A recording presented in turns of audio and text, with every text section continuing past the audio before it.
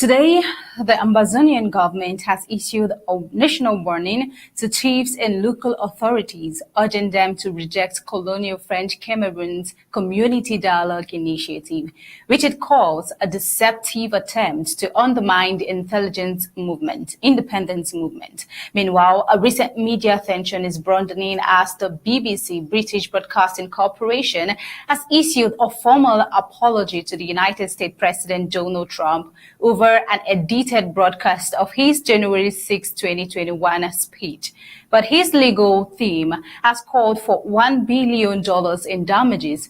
Will Trump accept the apology or pursue litigation? Welcome to Flash News. This and more we'll be exploring in today's Flash News. I am Tabitha Arko. Let's begin.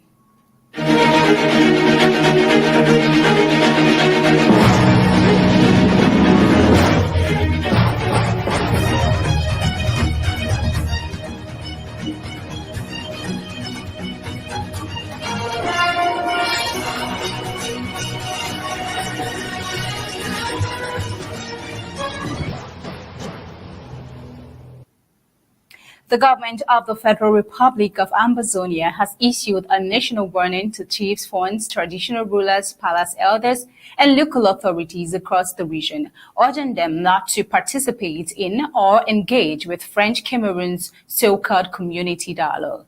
The statement released via the Voice of Ambazonia International described the initiative as a deceptive political maneuver aimed at undermining the Ambazonian liberation movement and also misleading the international community. Intelligence reports cited by the government allege that French Cameroonian authorities are pressuring traditional leaders to engage Ambazonian self-defense actors under the pretext of dialogue in order to create a false impression of peace, reduce the national liberation struggle to a local issue, bypass legitimate Ambazonian leadership, and also mislead external observers. They say that the Ambazonian government emphasized that while traditional authorities hold cultural and ceremonial roles, they do not possess political or sovereign authority. Chiefs and Fons are custodians of culture, not negotiators of national sovereignty. The political mandate for the Ambazonian struggle rests solely with the government of Ambazonia, grounded in the 2017 People's Mandate and international law. The statement highlighted that French Cameroon's dialogue initiative violates international legal frameworks, including United Nations General Assembly Resolution 1608, which required a treaty of union that was never signed. Also, the African Charter Article 20, affirming the unconditional right of all peoples to self-determination, and African Commission Ruling 2014, recognizing Ambazonia Southern Cameroonians as a distinct people entitled to negotiate with legitimate leadership. But say that Ambazonia's leadership also pointed to ongoing violence in French Cameroon, including extrajudicial killings, mass arrests, and village burnings as evidence of bad faith, and stressed that traditional authorities cannot resolve international territorial disputes. The statement further noted French Cameroon's structural dependence on France in military, currency, political, and international matters, arguing that a non-sovereign state cannot negotiate sovereignty with another nation. The government reaffirmed its position that negotiations should occur only between equal entities under international supervision, rejecting any proposals for federation, confederation, autonomy, or decentralization.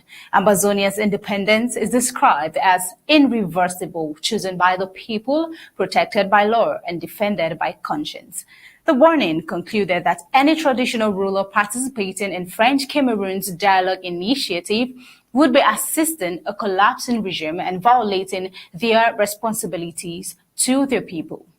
The Voice of Ambazonia International described the warning as a reaffirmation that Ambazonia remains whole, sovereign, and irreversible. And now we'll bring you the full address by Dr. Martin Mugwa. Let's take a listen.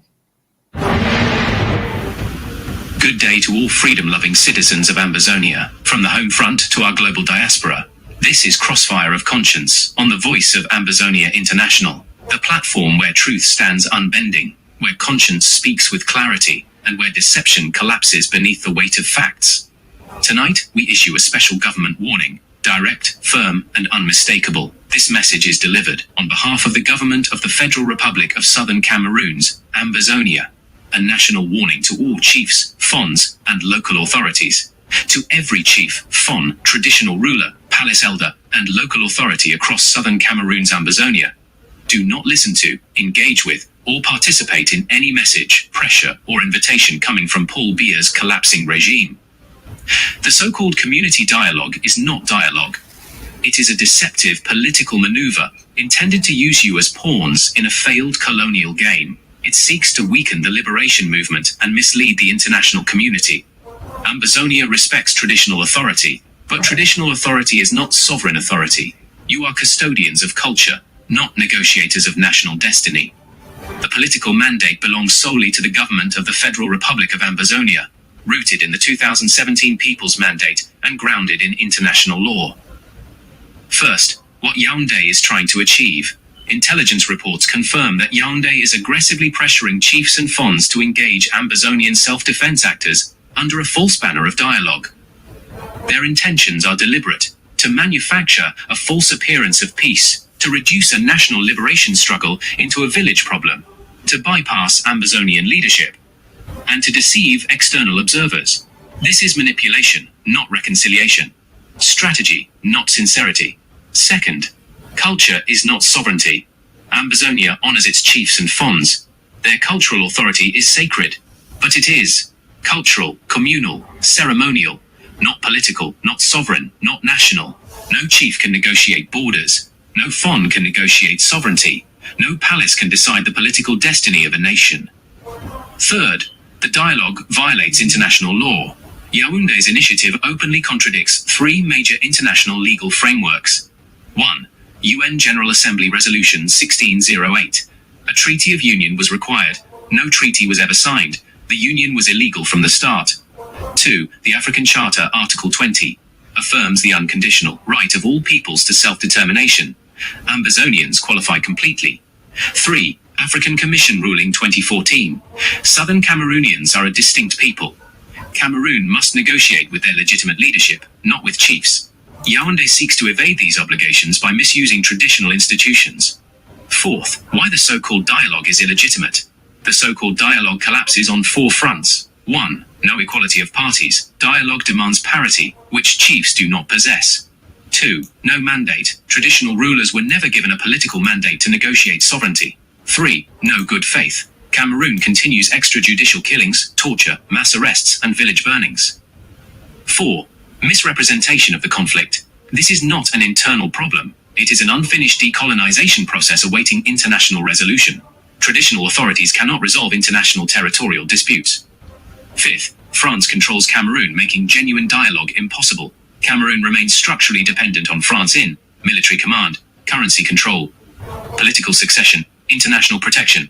A state that is not sovereign cannot negotiate sovereignty with another nation. Confederation, federation, autonomy. These are the same traps used to deceive Ambazonians in the past. We shall not fall for them again. 6th, Ambazonia's position is final and unshakable. The government of Ambazonia reaffirms 1. Negotiation only between equal entities. Ambazonia, Cameroon, under international supervision. 2.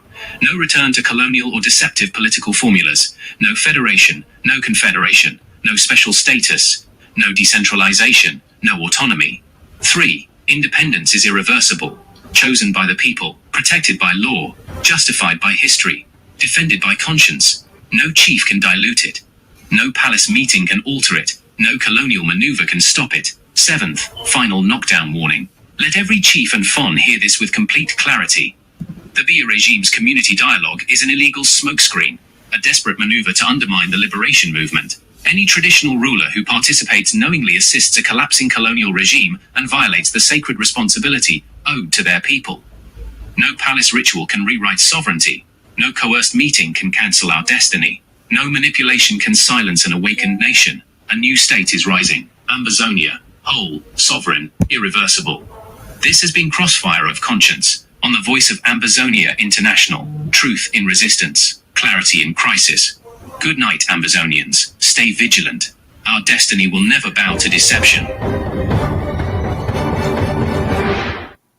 A new state is rising. Now taking you into the news from the global scene. The BBC has issued a personal apology to the United States President Donald Trump for an edited video clip used in a 2024 Panorama documentary, while maintaining that there is no legal basis for his defamation claim against the broadcaster. Let's take a look.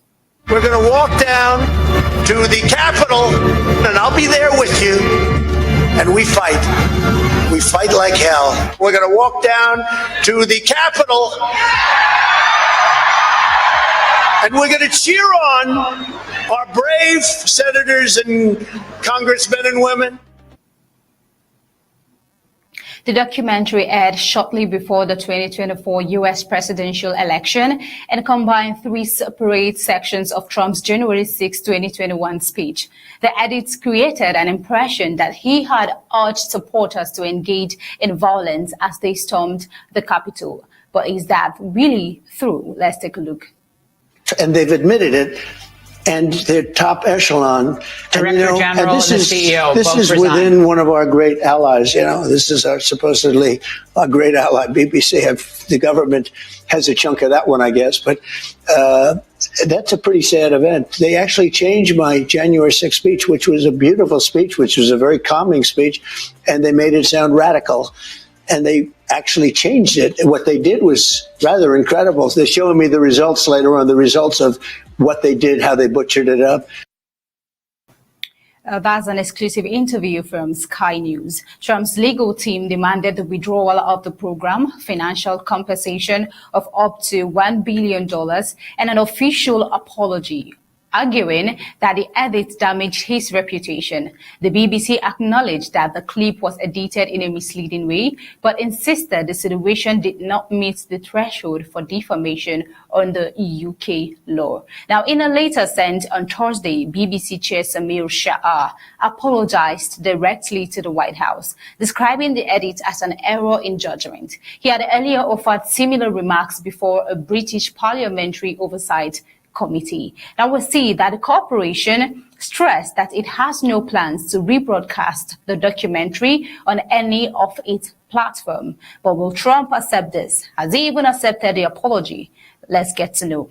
UK Culture Minister Lisa Lundy said the apology was appropriate, noting that the corporation had accepted it fell short of its editorial standards. The broadcasters is also reviewing fresh allegations reported by The Telegraph concerning the editing of the same Trump speech by another program, Newsnight. But right here, President Trump has just rejected the apology letter, and he is demanding to go on with the litigation. Now, how will the coming days be like? The fallout has triggered one of the most serious crises at the BBC in decades, leading to the resignation of 2 senior executives amid wider accusations of political bias.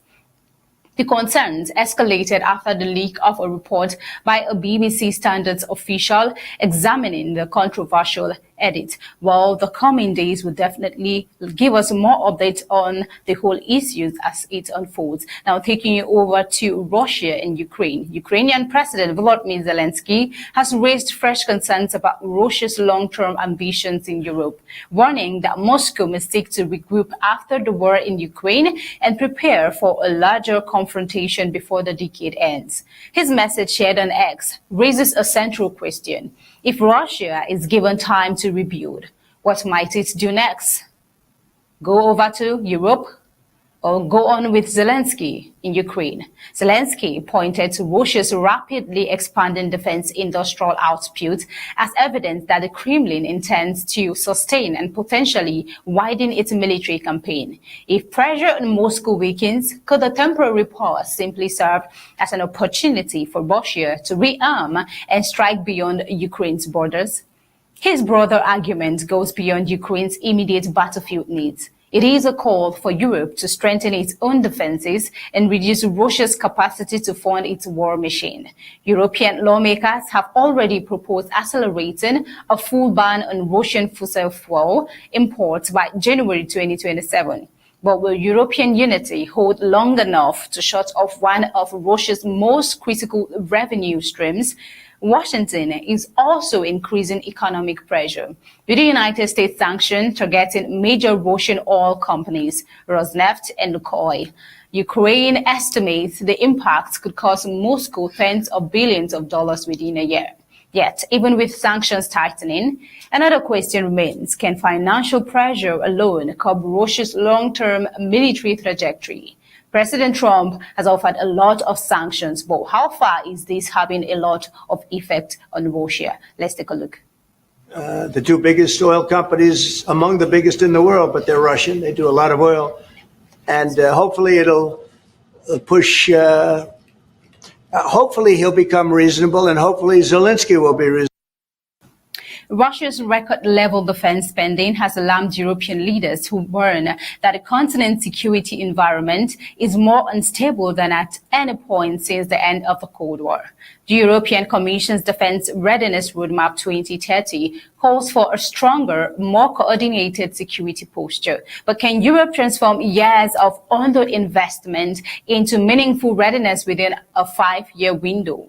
A report by the Kiel Institute earlier this year revealed serious obstacles: slow procurement, fragmented planning, and production bottlenecks. These challenges raise yet another concern. If Europe cannot coordinate in peacetime, how will it respond under pressure?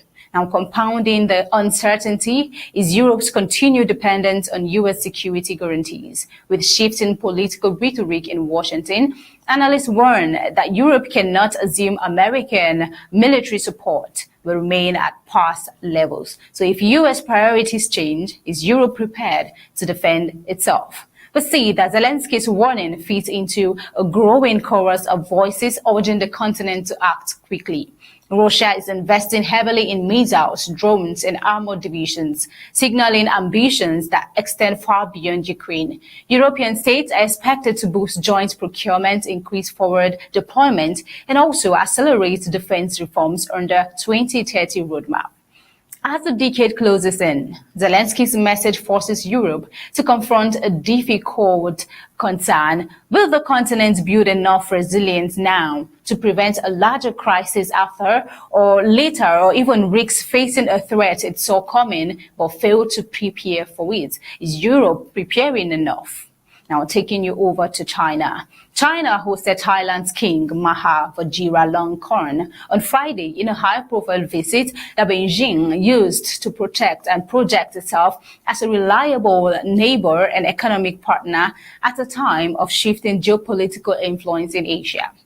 The Thai monarch's visit, the first by a reigning Thai king since diplomatic ties were established 50 years ago, follows the arrival of Spain's King Felipe IV earlier in the week.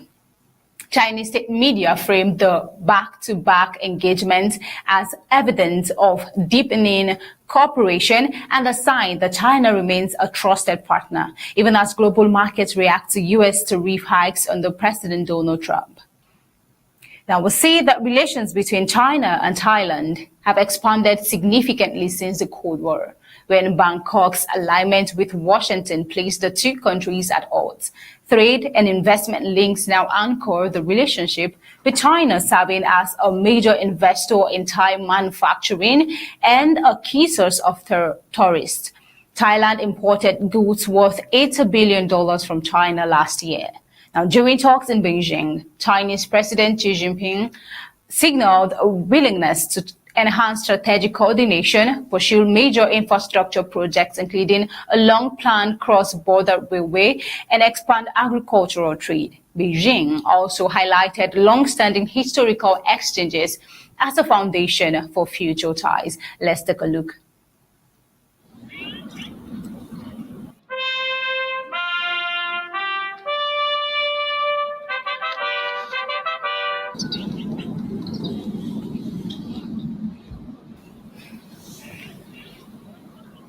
could that be a diplomatic relationship right there? And what is Xi even trying to communicate to the world? What is it posturing to the world? And how does it want the world to even view this? We see that China's diplomatic engagement comes as Western economic pressures intensify.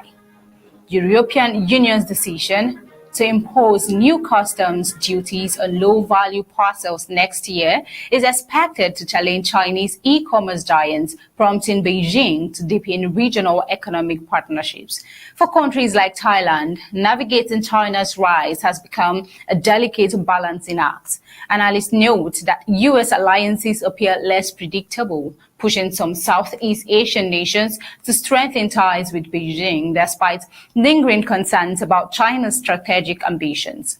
Beijing's latest outreach forms part of an ongoing effort to demonstrate regional relevance and economic stability as global power dynamics continue to shift.